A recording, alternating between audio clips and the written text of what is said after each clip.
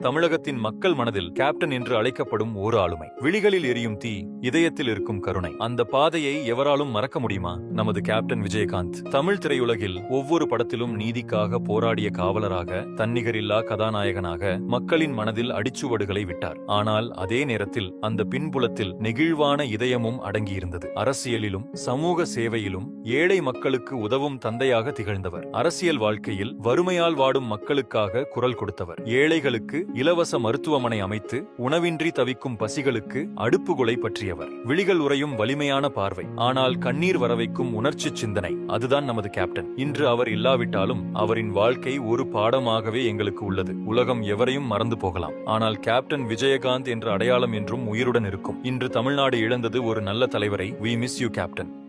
இந்த விஜயகாந்த் வாழ்ந்தான், இருந்தான், வாழ்ந்து கொண்டே இருப்பான். இந்த மக்களுக்காக தான் இருக்கிறதா நான்